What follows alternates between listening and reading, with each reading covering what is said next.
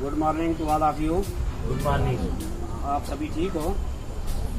तो आज जैसे आपको पता है इंग्लिश का हम लेसन करते हैं, तो आज भी इंग्लिश का लेसन हम करेंगे। तो आज के टॉपिक पर आने से पहले हम थोड़ा सा ये डिस्कस कर लेते हैं कि जो इससे पहले हम पढ़ चुके हैं और आपको थोड़ा सा रिवाइज भी हो जाए, या जो नए लोग हैं उनको भी थोड़ी समझ में आ जाए। हमने इंग्लिश ग्रामर का टेंस वाला चैप्टर शुरू किया था। तो टेंसेस होते क्या हैं ये मैंने बताया था कि टेंसेस का मतलब होता है ज़माने। टेंसेस का मतलब ज़माने। अब टेंसेस कितने किस्म के होते हैं? प्रेजेंट, पास्ट और फ्यूचर। प्रेजेंट यानी मौजूदा ज़माना या ज़माना हाल इसको कहते हैं। पास्ट गुजरा हुआ ज़माना यानी माजी, ज़माना माजी इसको कहते हैं। फ्यूचर आने वाला जो अभी आया नहीं, ज़माना मुस्तकबिल इसको कहते हैं। ये तीन किस्म के ज़माने होते हैं। हमारे जितने भी काम हैं इन तीनों में से एक किसी ज़माने में होंगे सकते हैं। तो ये तीन तो आपने पढ़ लिए। अब इनकी हम पहचान देखते हैं अपनी ज़बान में, उर्दू ज़बान में देखते हैं कि ये ज़माने हम पहचानते कैसे हैं कि ये जो बात हम कर रहे हैं ये किस ज़माने की हो सकती है। जब ज़माना हम प्रेजेंट की, मौजूदा ज़माने की बात करें तो इसकी उर्दू पहचान ये है कि जब जुमले के आखिर में है, हैं या हूँ आए तो उस वक़्त आप समझ लो कि ये मौजूदा ज़माना की बात है। जुमले के आखिर में है, हो, हूँ या हैं ये आ जाता है तो ये मौजूदा ज़माने की बात है। जब जुमले के आखिर में था, थे, थी वगैरह आ जाए तो उस वक़्त हमें पता लगता है कि ये गुजरे हुए ज़माने की बात है, पास्ट की बात है। इसी तरह फ्यूचर टेंस यानी आने वाला जो ज़माना है उसकी उर्दू पहचान जुमले के आखिर में गा, गे, गी वगैरह आता है तो हम ये समझ जाते हैं कि ये फ्यूचर टेंस की बात है। ये तो तीन जो बड़े टेंस हैं, मेन टेंसेस हैं, उनकी उर्दू पहचान मैंने आपको बताई। अब इन टेंसेस में जब भी कोई काम होता है उस काम की चार कंडीशंस हो सकती हैं।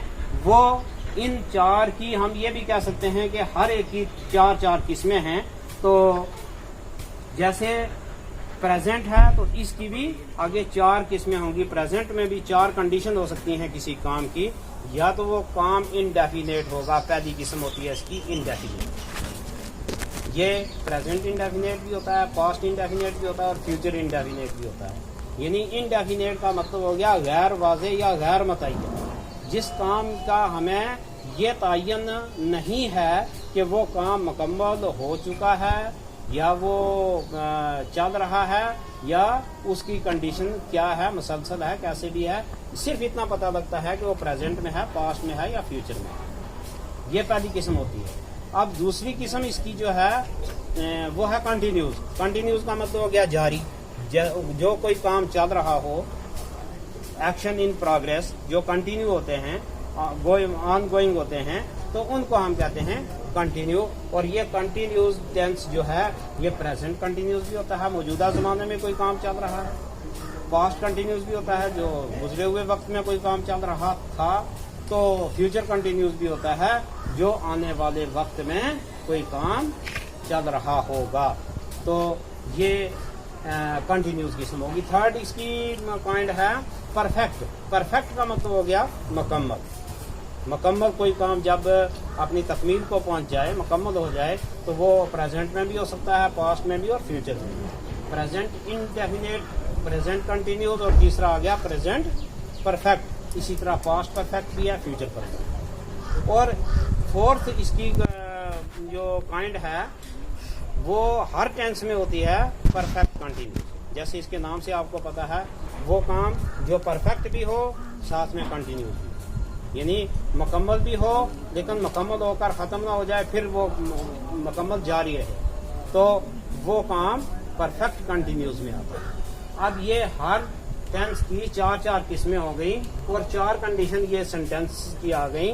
तो इनको हम 12 टेंस में डिवाइड करते हैं। इनके अलग अलग से रूल्स होते हैं। अब जो रूल्स होते हैं उनको हम एक एक करके पढ़ने की कोशिश करेंगे। जैसे हम आज कर देते हैं प्रेजेंट इंडेफिनेट, जो हमने पहले किया हुआ है, लेकिन इसी तरह थोड़ा थोड़ा उसको मैं रिवाइज करता हूँ। उसके बाद हम चलेंगे प्रेजेंट कंटिन्यूस। प्रेजेंट इंडेफिनेट जो टेंस है, इसमें आपने प्रेजेंट की पहचान जुमले के आखिर में है, हैं, हो पड़ी है। अब जब प्रेजेंट इंडेफिनेट में आएगा तो प्रेजेंट इंडेफिनेट की उर्दू पहचान होगी जुमले के आखिर में ता है, ते हैं, ती है। जैसे वो जाता है, जैसे हम ये कहते हैं वो स्कूल जाता है। अब ये उसका काम है, उसका रूटीन वर्क है कि वो स्कूल जाता है, यानी स्कूल जाने का काम करता है, वो स्टूडेंट है, पढ़ता है। तो इसको हम इंग्लिश में कहेंगे ही गोज टू स्कूल।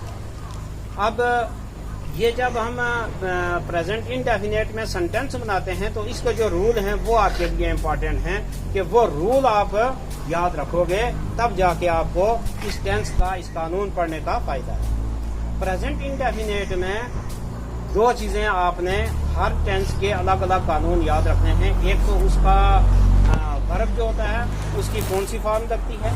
वर्ब आपने पार्ट्स ऑफ स्पीच में पढ़ा है कि वर्ब की 3 फॉर्म्स होती हैं, फर्स्ट, सेकंड और थर्ड, प्रेजेंट, पास्ट और पास्ट पार्टिसिपल। तो इसी तरह इसके साथ साथ कुछ हेल्पिंग वर्ब भी होते हैं, वो भी पिछले लेसन में मैंने आपको बताए थे कि is, am, are, was, were, has, have, had, जो ये हैं ये हेल्पिंग वर्ब हैं। तो ये सारे आप जो देख रहे हैं ये हमारे पास हेल्पिंग वर्ब हैं। इनमें से हमने डिवाइड करके अलग अलग इनको अलग अलग टेंस में इस्तेमाल करना है। तो प्रेजेंट इंडेफिनेट के जो हेल्पिंग वर्ब हैं वो आप याद रखोगे डू या डज।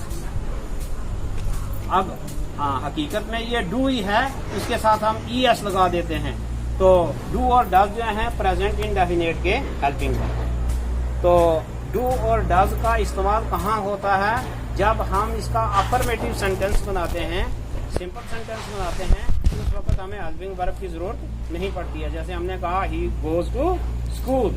लेकिन इसमें एक चीज का कानून आपको पता रहना चाहिए, जो सब्जेक्ट है यानी फाइल है, काम करने वाला है, उसको मद्देनजर रखकर हम ये आगे वर्ब के साथ S या ES लगाते हैं। हमेशा ही, शी, इट ये जो है इनके साथ S या ES का इस्तेमाल होता है। ये थर्ड पर्सन सिंगुलर हैं। तो रिवाइज करते करते आपको ये भी पता होना चाहिए कि ये पर्सन और सब्जेक्ट क्या होते हैं। हमारा किसी भी सेंटेंस में एक वर्ब होता है, एक सब्जेक्ट होता है, एक ऑब्जेक्ट होता है। सब्जेक्ट का मतलब हो गया काम करने वाला, वर्ब का मतलब हो गया काम, और ऑब्जेक्ट का मतलब हो गया जिस पर काम वाक़ा हो। उर्दू में इसको फाइल और मफूल कहते हैं। फाइल कहते हैं काम करने वाले को, मफूल कहते हैं जिस पर काम वाक़ा हो, और फेल कहते हैं काम को, जिसको हम इंग्लिश में वर्ब कहते हैं। अब ये आपको अलग अलग पता होना चाहिए कि ये सब्जेक्ट होते क्या हैं। सब्जेक्ट को हम डिवाइड करते हैं जी फर्स्ट पर्सन, सेकंड पर्सन और थर्ड पर्सन। फर्स्ट पर्सन का मतलब हो गया बात करने वाला। जैसे मैं इस वक्त आपसे बात कर रहा हूँ, मैं फर्स्ट पर्सन हूँ। अगर मेरे साथ कोई और भी होता बात करने में शामिल, तो हम बात करने वाले होते, तो हम फर्स्ट पर्सन प्लूरल होते। मैं फर्स्ट पर्सन सिंगुलर हूँ। आप मेरे सामने जो बैठे हुए मेरी बात सुन रहे हो, तो आप सेकंड पर्सन हो। सेकंड पर्सन का मतलब हो गया जिससे हम मुखातिब होते हैं। मुतकल्लम उर्दू में कहते हैं बात करने वाले को, फर्स्ट पर्सन को, और सेकंड पर्सन कहते हैं मुखातिब को, जिससे हम बात कर रहे होते हैं, वो सेकंड पर्सन होता है। आप सेकंड पर्सन हो, आप बहुत सारे बैठे हुए हो, इसलिए आप सेकंड पर्सन प्लूरल हो। अगर मैं एक किसी से मुखातिब होता, एक से बात करता होता, तो वो फर्स्ट पर्सन और सेकंड पर्सन सिंगुलर होता।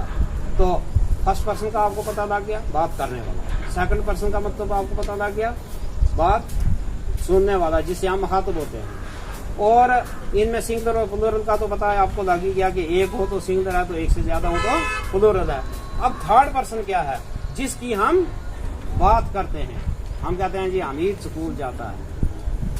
मैं बात करने वाला हूँ, फर्स्ट पर्सन। आप बात सुनने वाले हो, सेकंड पर्सन। हमीद की हम बात कर रहे हैं, थर्ड पर्सन। अब हमीद की जगह हम किसी ऐसे चीज किसी की भी बात कर सकते हैं, किसी किताब की, किसी कॉपी की, कोई पेन की, या कोई भी चीज जो होगी जिसकी हम बात करें, वो थर्ड पर्सन। वो सिंगुलर भी हो सकता है, प्लूरल भी हो सकता है। अब इसको आप थोड़ा सा और आसान करके आपको मैं बताता हूँ। फर्स्ट पर्सन सिंगुलर में आई, फर्स्ट पर्सन प्लूरल जो है वो वी, और सेकंड पर्सन सिंगुलर यू, और सेकंड पर्सन प्लूरल भी यू। अगर एक कोई हो तो फिर भी मैं ये कहूँगा यू आर ए बॉय। अगर एक से ज्यादा हूं तो फिर भी मैं ये कहता हूँ यू आर बॉयज। तो यू इस्तेमाल करते हैं, मुखातब एक हो तब भी, एक से ज्यादा हो तो तब भी। थर्ड पर्सन सिंगुलर अगर हो तो ही शी इट, इसको आपने खास कर याद रखना है। He she it third person singular. क्यों? टेंसेस में जहां भी आप चले जाओगे वहां कुछ ना कुछ ही शी इट का रूल अलग से आपको मिलेगा। ही शी इट का रूल अलग से मिलेगा। कभी इसके साथ एस या ई एस का इस्तेमाल होगा, कभी और किसी के साथ हैव का इस्तेमाल होगा, तो इनके साथ हैज का इस्तेमाल होगा। तो ऐसे थोड़ा थोड़ा इसमें ये फर्क आपको मिलेगा। ही शी इट ये क्या है? थर्ड पर्सन सिंगुलर हैं।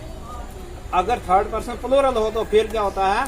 अगर जिसकी हम बात करते हैं, हमने हमीद की बात की तो वो सिंगुलर था, तो हम कहते हैं he goes to school. Hamid की जगह हम ही लगाते हैं। तो अगर एक से ज्यादा होते तो फिर हम उनकी जगह ही या शी या इट नहीं लगाते, दे लगाते। तो वो दे जो है थर्ड पर्सन प्लूरल है, उसका रूल जो है वो अलग होता है। तो ये थी हमारी सब्जेक्ट की बात। वर्ब का आपको पता लग गया। वर्ब का मतलब होता है कोई भी काम, जैसे राइट, रीड, गो, कम, सिट, स्टैंड, ये सारे जितने भी हैं वर्ब हैं। जो भी एक्शन शोइंग वर्ड हैं वो क्या हैं? वर्ब होते हैं। ऑब्जेक्ट का आपको पता लग गया, जिस पर कोई काम वाक़ा हो। ठीक है, गोइंग टू स्कूल, ठीक है, going to home, sitting on chair, ये जो चेयर, होम या स्कूल हैं, इन पे काम वाक़ा होता है, ये ऑब्जेक्ट हैं। अब इनमें सेंटेंस बनाने का एक स्ट्रक्चर होता है। जैसे प्रेजेंट इंडेफिनिट का स्ट्रक्चर जो होता है, उसका सेंटेंस बनाते वक्त हम पहले सब्जेक्ट लगाते हैं, फिर वर्ब लगाते हैं, फिर ऑब्जेक्ट लगाते हैं। अब सब्जेक्ट, ऑब्जेक्ट और वर्ब और ऑब्जेक्ट जो हैं, ये तीन हमने लगाए तो हमारा सेंटेंस बन गया। और फिर आपको एक बात और भी याद है, क्योंकि बेसिक आप स्टार्ट कर रहे हो ना, आगे आपको बहुत सारी चीजें जो अंडरस्टूड होंगी, लेकिन अभी आपको थोड़ा सा ये बताना जरूरी है कि जो आप सेंटेंस बनाते हैं ना, इन सेंटेंस में भी चार किस्म के सेंटेंस आप बनाओगे। एक सेंटेंस की आप चार किस्में बनाओगे, 4 काइंड्स ऑफ सेंटेंस। जैसे एक फर्स्ट सेंटेंस होगा, उसको हम अफर्मेटिव सेंटेंस कहते हैं, यानी उसको अकरारी जुमला कहते हैं। मैं कहता हूँ ये एक पेन है, वो स्कूल जाता है, ये कुछ चीज का हम इकरार कर रहे हैं, कुछ चीज का हम अफर्म कर रहे हैं, मान रहे हैं, तो ये हो गया अफर्मेटिव सेंटेंस। अब दूसरा जो होता है, जैसे हमने अभी सेंटेंस बनाया था, ही गोज टू स्कूल, ये सेंटेंस था, अफर्मेटिव सेंटेंस था। इसका हम दूसरा ये किसे बनाएंगे? वो बनाएंगे नेगेटिव, वो स्कूल नहीं जाता है। तो अब जब हम नेगेटिव बनाएंगे तो फिर यहाँ हमें जरूरत पड़ेगी, हम प्रेजेंट इंडेफिनिट में बना रहे हैं, तो जरूरत पड़ेगी हेल्पिंग वर्ब की। हेल्पिंग वर्ब मैंने क्या बताया आपको, इसका प्रेजेंट इंडेफिनिट का डू या डज। तो ही शी इट का मैंने अभी बताया कि उनको खास याद रखना कि थर्ड पर्सन सिंगुलर का रूल अलग से रहेगा। तो बाकी वालों के साथ हम डू का इस्तेमाल करते हैं, लेकिन ही शी इट के साथ डज का इस्तेमाल करते हैं। तो जब हम कहेंगे वो स्कूल नहीं जाता है, तो हम कहेंगे he does not go to school. पहला हो गया affirmative, he goes to school. दूसरा हो गया negative, he does not go to school. अब तीसरा होता है इंटेरोगेटिव सेंटेंस। इंटेरोगेटिव किसको कहते हैं? सवालिया को। और सवालिया जो सेंटेंस होता है, उसका इंटेरोगेटिव जो सेंटेंस होता है, उसमें हमने एक ही चेंजिंग करनी है कि हमने ये हेल्पिंग वर्ब शुरू में लगा दें। ठीक है, तो जैसे ही गोज टू स्कूल ये अफर्मेटिव था, he does not go to school ये नेगेटिव था। तो इसको हम इंटेरोगेटिव बनाएंगे, डू या डज को शुरू में लाएंगे। हम ही की बात कर रहे हैं तो हम लिखेंगे does he go to school, does he go to school. ये डू या डज को हम जब शुरू में लाते हैं ये इंटरोगेटिव बन जाता है, सवालिया बन जाता है। अब सवालिया कुछ ऐसे भी होते हैं जिनके शुरू में WH वर्ड्स आते हैं, वो एक अलग से आपने शायद पढ़ा होगा। WH वर्ड जानते हो आपके नहीं, जो WH से शुरू होते हैं और उनको इंटरोगेटिव वर्ड कहते हैं। जैसे व्हाट है, इसके शुरू में भी WH आता है। हु है, वाई है, व्हेन है, वेयर है, होम है, ये सारे WH वर्ड हैं। इनसे भी हम सवाल बनाते हैं। व्हाट इज योर नेम हम पूछते हैं। तो ऐसे सेंटेंस जो WH वर्ड से बनते हैं उनको छोड़ के अगर हमने ऐसे क्वेश्चन बनाने हों कि जिसका जवाब सिर्फ यस और नो में आता हो, ठीक है, वो स्कूल जाता है, आप इसका जवाब याद होगे यस, या जवाब में आप कहोगे नो, जाता है या नहीं जाता है। जैसे मैं कहता हूँ इज दिस ए पेन, आप कहोगे यस, ठीक है। मैं कहता हूँ इज दिस ए बुक, आप कहोगे नो।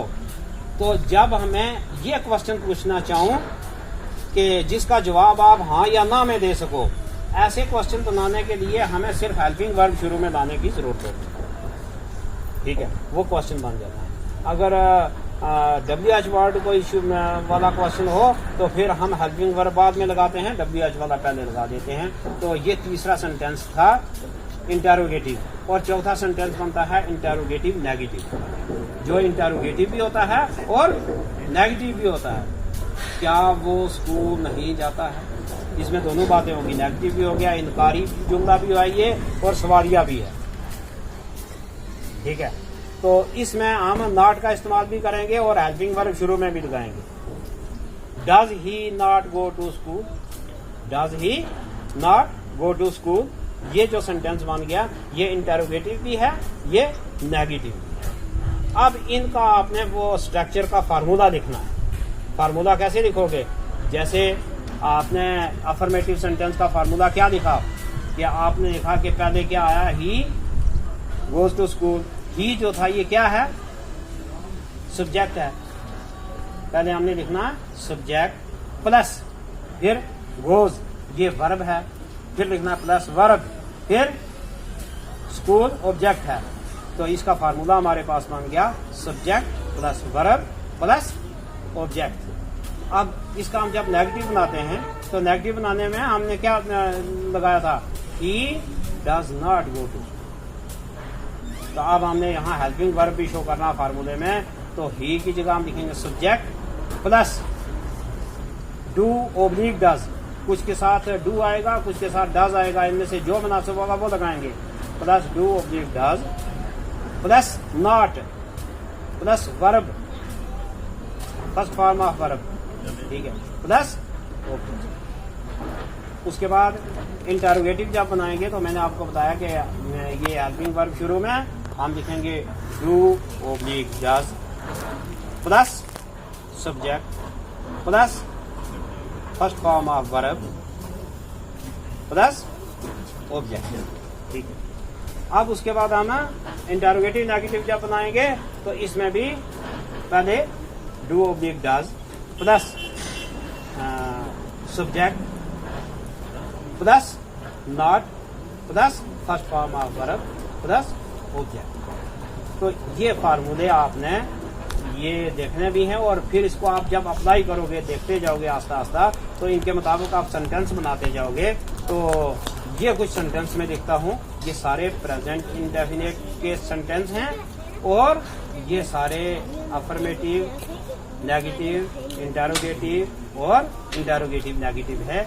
इनको देखकर आप प्रैक्टिस करने की कोशिश करें। तो इसके बाद हमारे पास जो आता है प्रेजेंट कंटिन्यूज का, तो आज की वीडियो शायद लंबी ना हो जाए, तो वो हम फिर कल करेंगे। आज